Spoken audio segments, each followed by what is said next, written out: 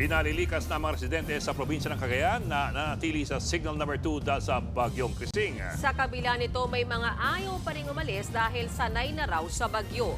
At live mula sa Tuguegarao City, nasa frontline ng balitang yan si Mon Gualvez. Mon, ramdam na ba ang bagyo dyan ngayon?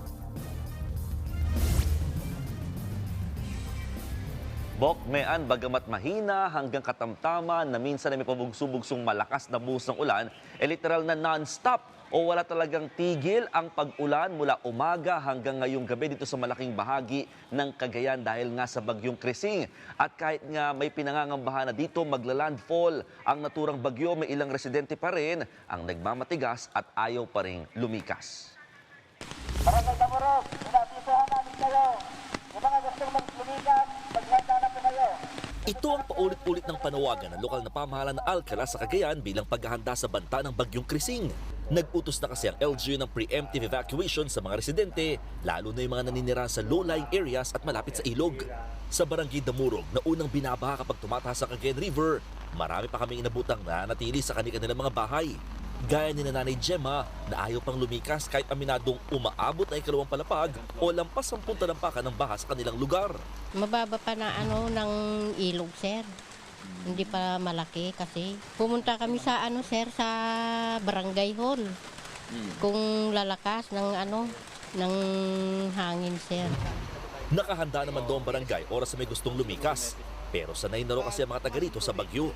Nakikita namin na kasi yung galon ng tubig, sir, medyo mahina pa yung pagbaba ng tubig galing ng Isabela, kaya hindi pa kami lumilikas. Pero ibang usapan na raw kung tsumempo sa gabi hanggang madaling araw ang malakas na buhos na ulan.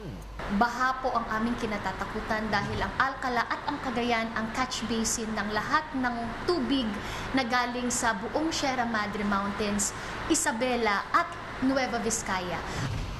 Mula alas 5 ng umaga hanggang kinhapunan, walang tigil ang buhos na ulan sa Cagayan at Isabela.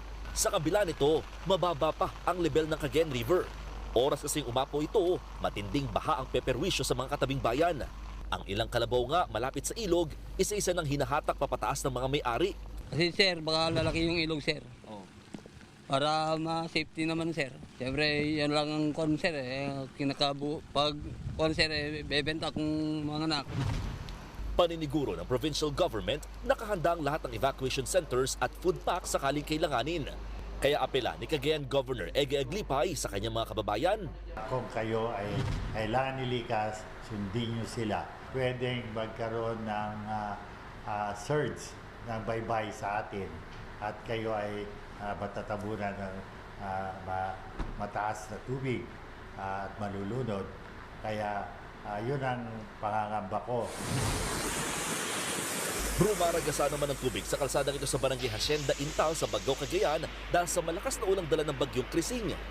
Galing yan sa umapaw na sapa. Habang sa Tuguegarao City, malakas din ang agos at tumataas na ang level ng tubig sa Pinakanawan River. Sa Isabela, naka-standby na ang lahat ng rescue at water assets ng probinsya.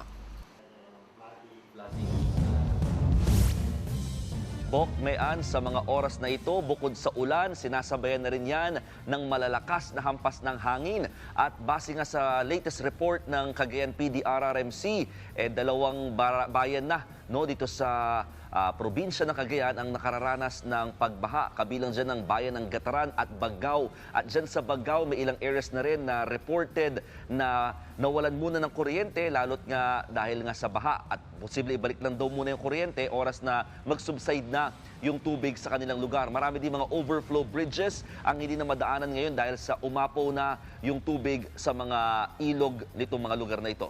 Bokmean. Alright, maraming salamat at ingat kayo riyan, Mon Galvez, live mula sa Tuguegarao City. Mga kapatid, Mean Los Baños po, huwag magpahuli sa mga balita at impormasyong dapat ninyong malaman. Para sa mas malawak na balitaan at diskusyon, mag-follow at mag-subscribe na sa social media pages ng News 5.